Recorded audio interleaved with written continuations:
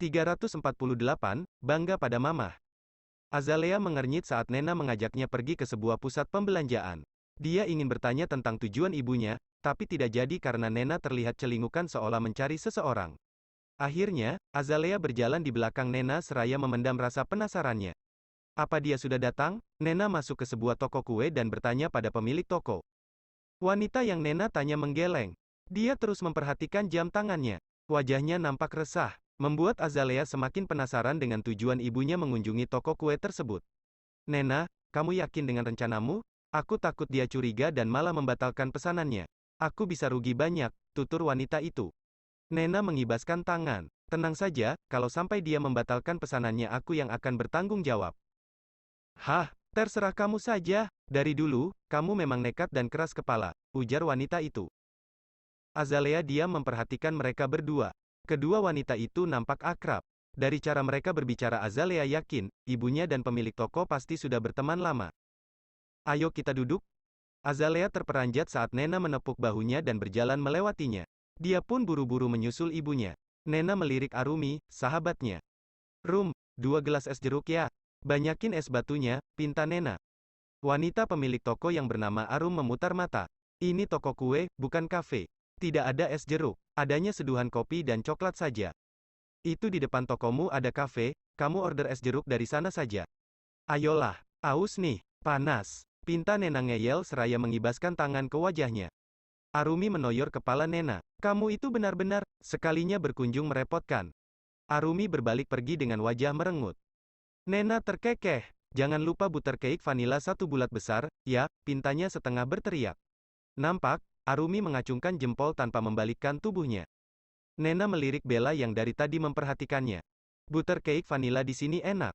Kamu harus mencoba. Dulu, saat Azalea dan Rhea masih kecil, aku sering membeli kue itu untuk mereka. Muka mereka pasti cemong setelah memakannya. Sayangnya setelah mereka tumbuh dewasa, kedua anak itu mendadak tidak suka makanan manis.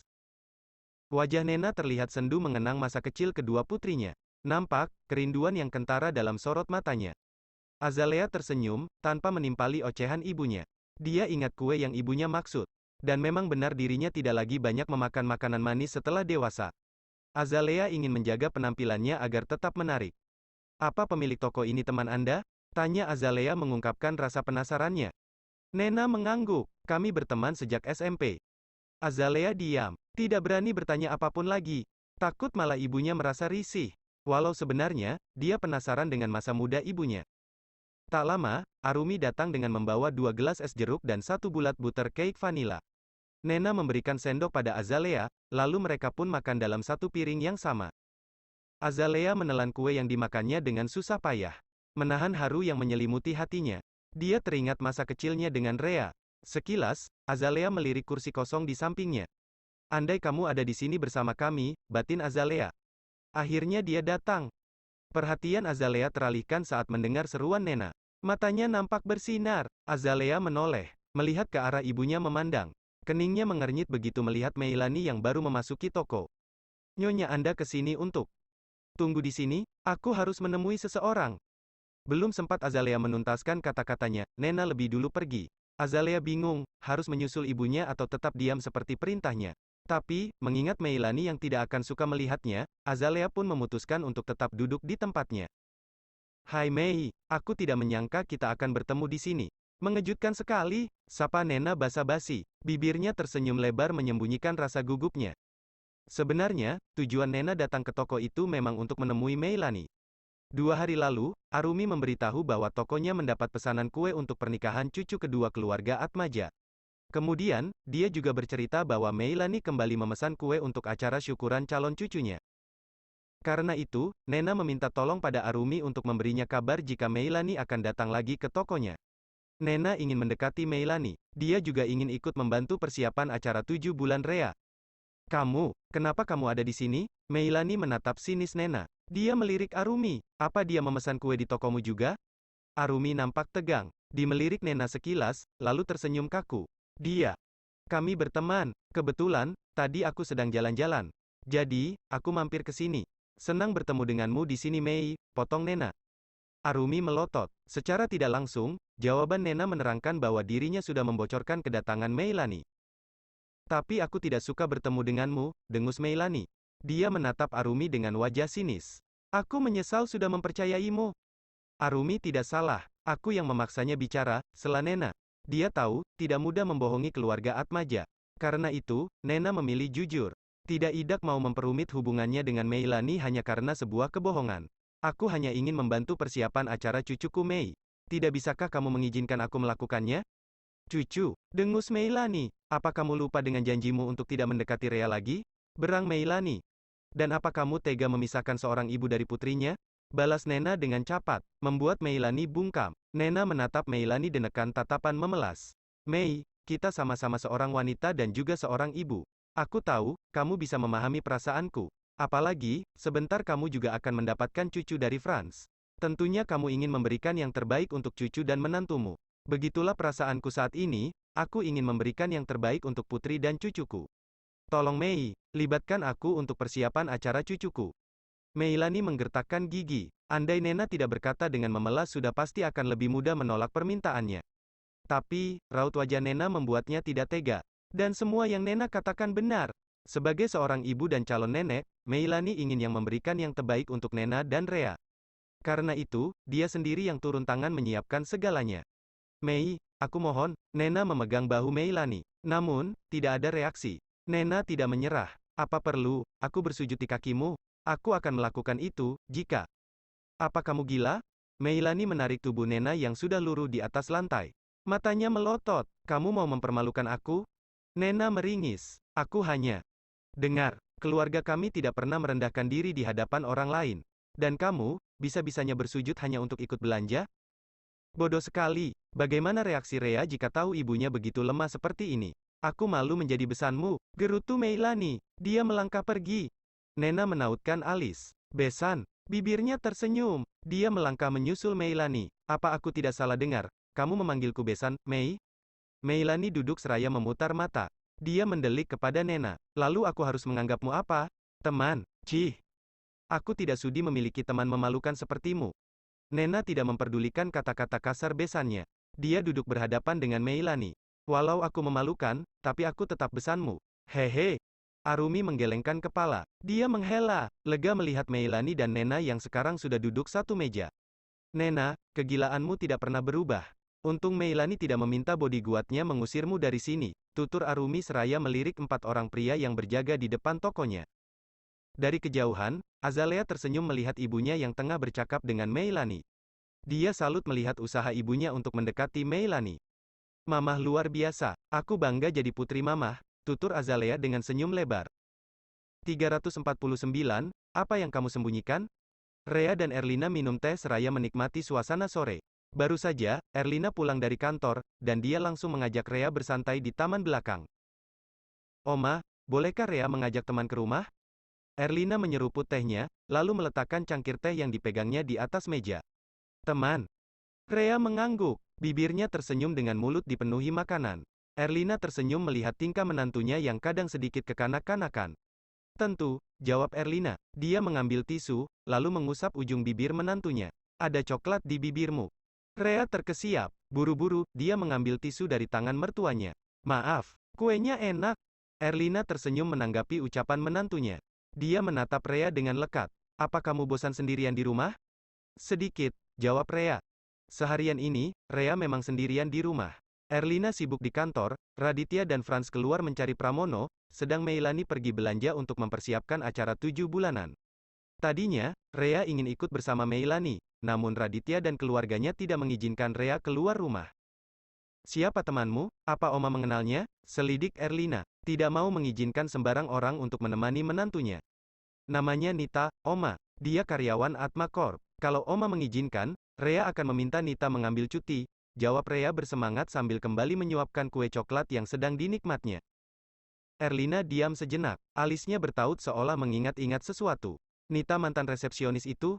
Oma tahu, mata Rea membulat, tidak menyangka Erlina mengenal Nita. Erlina kembali menyeruput tehnya. Tentu dia mengenal Nita, bukan karena Erlina memberikan perhatian khusus untuknya, tapi karena 2 hari lalu Raditya meminta Alvin menyelidiki kedua teman wanita Rea yang ditemui di rumah Nina. Jika Radit setuju, Oma juga akan setuju. Kamu tahu kan, dia sangat mencemaskan keselamatanmu. Oma tidak mau mengambil keputusan sendiri, jawab Erlina. Rea tersenyum lebar. Rea akan minta izin pada Aditya, ujar Rea. Dia dan Erlina pun kembali menikmati teh seraya mengobrol ringan. Terkadang, mereka tertawa karena pembahasan yang mereka bicarakan. Raditya tersenyum, memperhatikan istri dan neneknya yang tertawa bersama. Jarang-jarang Raditya melihat neneknya tertawa lepas seperti saat ini. Suamimu pulang, tutur Erlina seraya menyesap teh miliknya.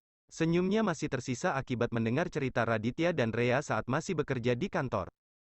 Rea menoleh. Dia melambaikan tangan. Kenapa diam di sana? Kemari. Raditya melangkah dengan langkah gontai. Padahal, dia masih ingin memberikan kesempatan pada kedua wanita itu untuk mengobrol. Tapi, Erlina malah memberitahu keberadaannya. Apa aku mengganggu? Raditya mengecup pipi istrinya, lalu mengecup kepala neneknya. Rea menggeleng. Kami sedang membicarakanmu. Benarkah? Raditya menaikkan alisnya. Dia memang tidak terlalu mendengarkan percakapan Rea dan neneknya, karena fokus memperhatikan tawa mereka. Rea mengangguk. Dia melempar senyum penuh arti pada Erlina. Nampak, Erlina pun balas tersenyum pada menantunya. Raditya penasaran dengan hal yang dibicarakan kedua wanita itu. Jadi, apa yang kalian bicarakan tentangku? Raditya duduk di antara nenek dan istrinya. Rea menyimpan telunjuk di bibirnya. Rahasia? Rahasia? Rea mengangguk. Rahasia perempuan, pria tidak boleh tahu, jawabnya seraya bangkit dari duduknya. Aku mau bantu Laras menyiapkan makan malam. Aku ingin membuat ayam goreng tepung asam manis, kamu pasti suka. Raditya memegang tangan istrinya yang hendak pergi. Biarkan saja Laras yang memasak. Tetaplah di sini? Tidak, makanan suamiku harus aku yang menyiapkan. Raditya mengecup tangan istrinya, dibalas dengan belayan tangan Rea di kepala suaminya. Jangan terlalu lelah, pesan Raditya. Hanya mengawasi saja, timpal Rea. Dia pun pergi menuju rumah. Erlina tersenyum melihat kemesraan cucunya. Bagaimana hasil pencarian kalian? Apakah pria itu sudah ditemukan? Raditya menghela, wajahnya mendadak muram. Seharian ini, dia dan Franz menyusuri jejak kepergian Pramono, tapi keberadaan pria itu masih belum ditemukan.